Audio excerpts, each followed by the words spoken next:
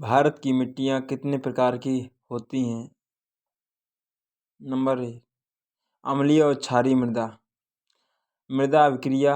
मृदा अभिक्रिया मिट्टी के अम्लीय तथा क्षारीय गुण पर निर्भर करता है। यदि मिट्टी में हाइड्रोजन आयनों H+ की मात्रा अधिक होगी तो मिट्टी अम्लीय होगी। यदि मिट्टी में पोटेशियम और सोडियम की ऋणायनों की मात्रा अधिक होगी तो मिट्टी क्षारीय होगी। मृदा अभिक्रिया को pH मान में मापते हैं।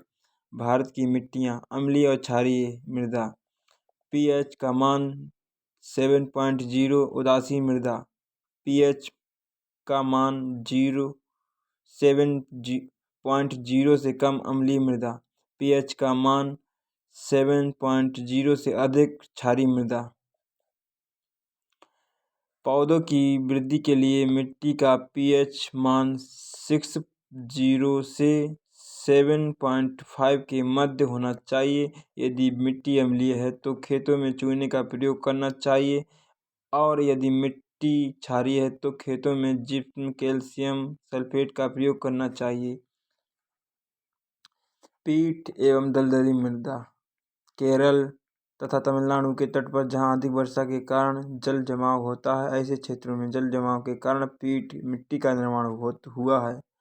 पीट मृदा का निर्माण मुख्य रूप से गीली मिट्टी में वनस्पतियों के सड़ने से होता है, इसीलिए पीट मिट्टी में ह्यूमस की अधिक मात्रा पाई जाती है। दलदली मिट्टी पीट मिट्टी से अधिक गीली होती है। दलदली मिट्टी सुंदरबन तथा उड़ीसा तट पर पाई जाती है। भारत में दलदली मिट्टी पर सबसे ज़्यादा ह्यूमस की मात्रा लगभग 45 से 50% पाई जाती है। दलदली मिट्टी मुख्य रूप से तटीय क्षेत्र में पाई जाती है, जहाँ समुद्र का पानी ज्वार के रूप में स्थलीय क्षेत्रों में पहुँच जाता है, जिस प्रकार चित्र में दर्शाई गई है। निम्नलिखित पर विचार कीजिए। उत्तर प्रदेश में इसे करी कहा जाता है। नंबर 2, गोली। गीली होने पर यह चिपचिपी तथा सूखने पर दरार युक्त हो जाती है। अंतर्राष्ट्रीय रूप में यह उष्णकटिबंधीय चरनोजम नाम से जानी जाती है। उपयुक्त विशेषताओं का संबंध किस मिट्टी से है?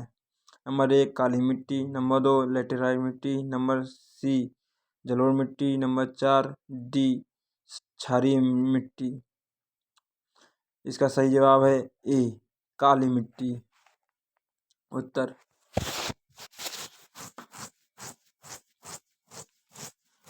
व्याख्या।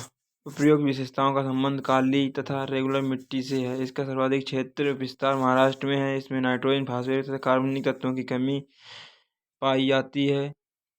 इस प्रकार की मृदा में कपास, सूर्यमुखी तथा तिलहनी फसलों की खेती की जाती है। इस मिट्टी में जल धारण करने की क्षमता सर्वाधिक होती है अतः गीली होने पर यह चिपचिपी तथा सूखने पर दरार युक्त हो जाती है। इसे सहायता जुताई वाली मिट्टी की संज्ञा भी दी जाती है। लैटेराइट मिट्टी के संदर्भ में कौन सा कथन सही नहीं है? नंबर 1, ए। यह प्रायद्वीपीय पठार के ऊपरी भाग में पाई जाती है। B, इसकी उत्पत्ति चूना तथा सिलिका के निश्चालन से हुई है। नंबर C, इसमें एल्यूमिनियम ऑक्साइड की कमी तथा पोटाश, चूना तथा कार्बनिक तत्वों की अधिकता पाई जाती है। इसमें काजू, चावल तथा तंबाकू की खेती की जाती है। इसका सही जवाब है C, इसमें एल्यूमिनियम ऑक्साइड की कमी तथा पोटाश, चूना तथा कार्बनिक तत्वों की अधिकता पाई जाती है। जलोढ़ मिट्टी के संदर्भ में निम्नलिखित कथनों पर विचार कीजिए।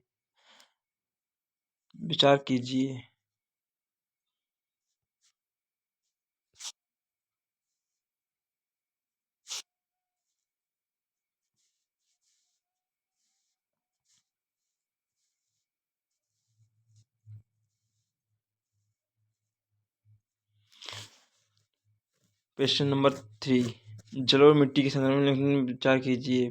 प्राचीन जलोढ़ को खादर तथा नवीन जलोढ़ मिट्टी को बांगर कहा जाता है। इसमें नाइट्रोजन ह्यूमस की कमी पाई जाती है।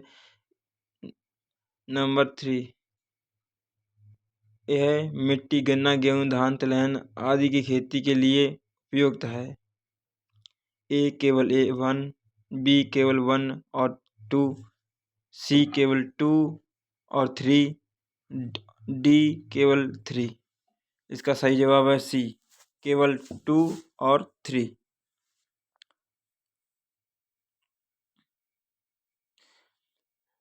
यह जलोढ़ मिट्टी मुख्यतः नर्मदा, तापी, कावेरी, कृष्णा तथा केरल के तटवर्ती प्रदेशों 15 लाख वर्ग किलोमीटर क्षेत्र पर विस्तृत है।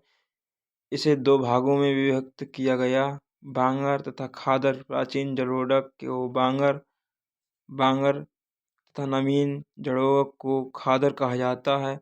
खादर मिट्टी बांगर की अपेक्षा अधिक उपजाऊ होती है, अतः कथन एक गलत है।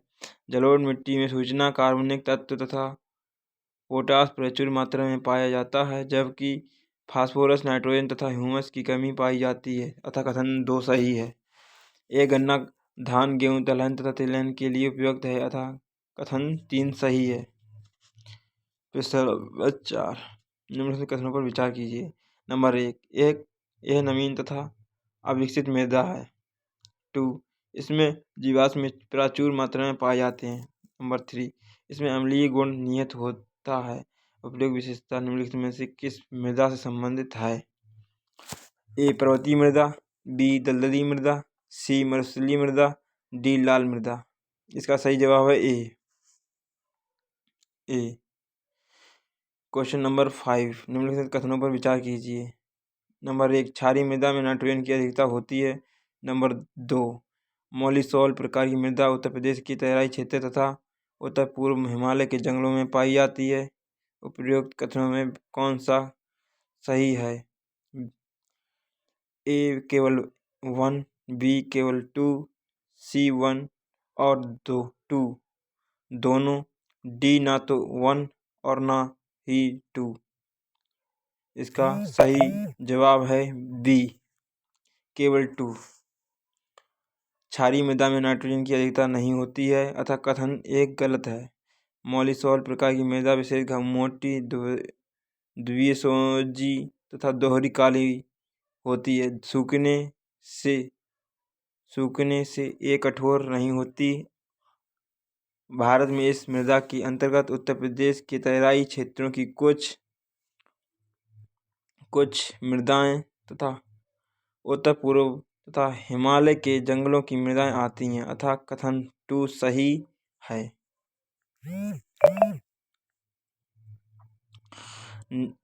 प्रश्न नंबर 6, निम्न में कौन सी मृदाओं को एंडीसॉल वर्ग में शामिल किया जाता है? ए गर्म जलवायु में विकसित होने वाली मृदाएं, बी कार्बनिक मृदाएं, सी शुष्क एवं अर्धशुष्क क्षेत्रों में पाई जाने वाली मृदाएं, डी ज्वालामुखी के मुहाने पर बनने वाली मृदाएं। इसका सही जवाब डी, ज्वालामुखी के मुहाने पर बनने वाली मृदाएं। व्याख्या, यह वर्गीकरण संयुक्त राज्य अमेरिका की बेफ कृषि विभाग USDA मृदा वर्गीकरण पर आधारित है। ज्वालामुखी के मुहाने पर बनने वाली मृदाओं को एंडीसॉल मृदा वर्ग में शामिल किया जाता है।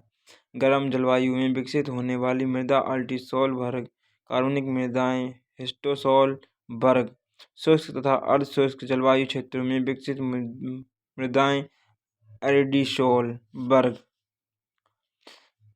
क्वेश्चन नंबर 7, मरुस्थल की समस्याओं के अध्ययन के लिए control arid zone research institute CAZRI की स्थापना कहाँ की गई है? Number 1 Jodhpur, number 2 Udaipur, number 3 Jaipur, number 4 Jabalpur. इसका सही जवाब है जोधपुर। क्वेश्चन नंबर 8,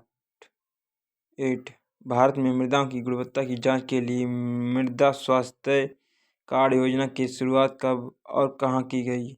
नंबर 1 मार्च 2014 को गुजरात के गांधीनगर से, नंबर 2 फरवरी 2015 को राजस्थान के सूरतगढ़ में से, नंबर 3 नवंबर 2012 को छत्तीसगढ़ के रायपुर से, नंबर 4 जनवरी 2016 को उत्तर प्रदेश के बुलंदशहर से। इसका सही जवाब है बी। फरवरी 2015 को राजस्थान के सूरतगढ़ से। मृदा स्वास्थ्य कार्ड योजना की शुरुआत 19 फरवरी 2015 में राजस्थान के सूरतगढ़ से की गई। इस योजना का ध्येय वाक्य स्वस्थ धरा खेत हरा। इसमें मिट्टी में मौजूद पोषक तत्वों तथा उर्वरकों की आवश्यकता को ब्यौरा होगा। इसका उद्देश्य उपयोग संसाधनों के लिए उपयोगी द्वारा मिट्टी की गुणवत्ता के सुधार द्वारा किसानों की स्थिति को सुधारना है। क्वेश्चन नंबर 9 मृदा अपवर्तन को रोकने संबंधी निम्नलिखित उपायों पर विचार कीजिए। नंबर 1 सीढ़ीदार खेत बनाकर कृषि। नंबर 2 समोच्च रेखीय सीढ़ीदार खेती। नंबर 3 आवरण फसलें उगाना। नंबर 4 मिश्रित खेती तथा शाश्वतवर्तन। उपयुक्त उपायों में से कौन से उपाय मृदा अपवर्तन रोकने में प्रभावी भूमिका निभा सकते हैं? नंबर 1 केवल 1, 2 और 3। बी केवल 2, 3 और 4।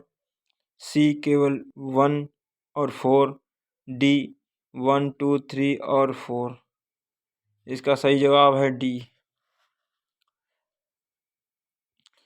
क्वेश्चन नंबर 10 भारत में किस कारण सिंचित क्षेत्रों की कृषि योग्य भूमि में लवणता की समस्या बढ़ रही है?